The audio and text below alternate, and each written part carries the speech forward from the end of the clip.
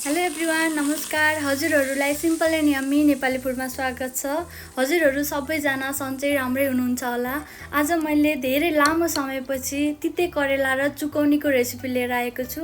हजुरहरूले यो भिडियोलाई सुरुदेखि अन्तिमसम्म हेरिदिनु होला। सुरुमा मैले एउटा प्यान बसालेको छु। त्यसपछि मैले यसमा 3-4 चम्मच तोरीको तेललाई राखेको छु। हजुरहरूले जुनसुकै तेल राख्दा हुन्छ।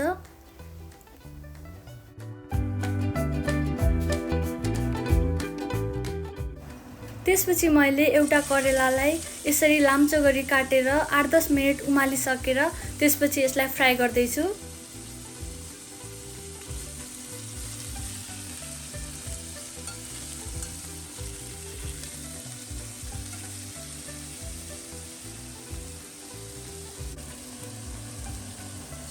करेलालाई हामीले यसरी चलाउँदै पकाउनु पर्ने हुन्छ।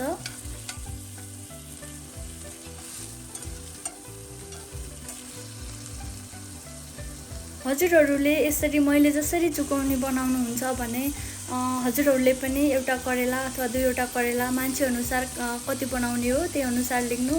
त्यसपछि चाहिँ हजुरहरूले 7-8 मिनेट जस्तो करेलालाई उमाल्नु होला अनि त्यसपछि मात्र फ्राई गर्नु होला। त्यो गर्यो भने करेला तितो हुँदैन, एकदमै मिठो हुन्छ।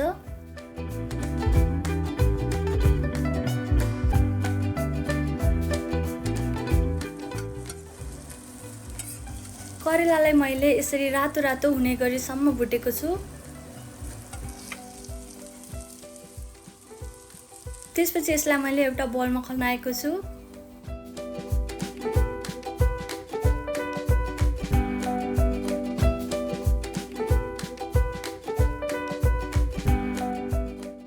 चुकौनीमा हाल्नुपर्ने सबै सामग्रीहरू मैले यसरी राखेको छु। म हजुरहरूलाई एउटा एउटा गरेर पनि भन्छु।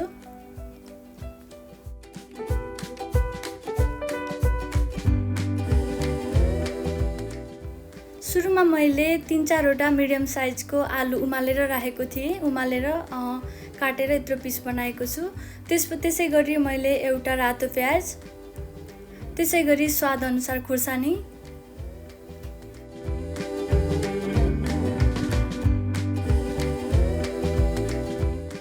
त्यसै गरी 5-6 चम्मच मैले दहीलाई पनि राखेको छु।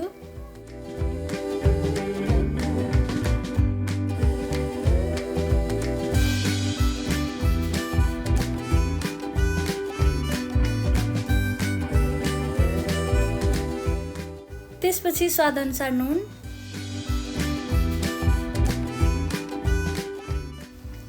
त्यसै गरी मैले धनियाको पत्तालाई पनि राखेको छु। चुकौनी झान्नको लागि अघि मैले करेला फ्राई गरेको प्यानमा 3-4 चम्मच तेललाई राखेको छु।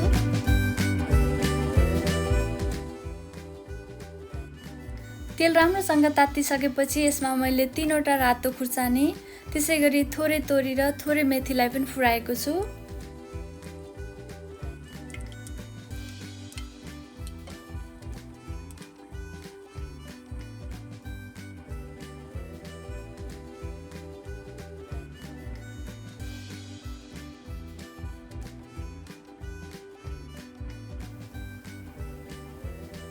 मेथीलाई राम्रोसँग फुराउनु पर्ने हुन्छ। मेथी राम्रोसँग फुरेन भने अलिकति तितो हुने गर्छ।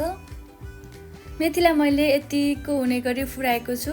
त्यसै गरी मैले यसमा थोरै बेसारलाई पनि राखेँ। बेसार राखिसकेपछि हामीले चुकौनीलाई यसरी झान्नुपर्ने हुन्छ। वाउ, एकदमै राम्रो देखिएको छ। अब यसलाई राम्रोसँग मिक्स गर्ने।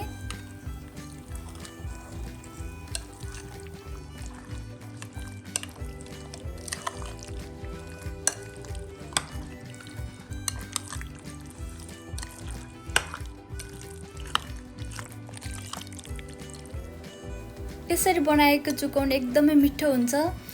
चुकौनी अलिकति पातलो बनाउन मन लाग्यो भने थोरै पानी राख्दा पनि हुन्छ। हजुरहरूलाई कस्तो मनपर्छ त्यही अनुसार बाक्लो पातलो बनाउन सक्नुहुनेछ। हेर्दा एकदमै राम्रो देखिएको छ। जहाँसम्म हजुरहरूले करेला राखेर बनाएको चुकौनी खानु भएको छैन होला, हजुरहरूले मेरो भिडियोलाई हेरेर एकचोटि ट्राई गर्नु कस्तो लाग्छ। यो एकदमै नै मिठो हुन्छ। विशेष गरी करेला मन पराउनेहरूलाई त झनै मिठो हुन्छ। हजुरहरूलाई यो भिडियो कस्तो लाग्छ प्लिज लाइक, सेयर, कमेन्ट गर्न नबिर्सिनु होला। Thank you everyone.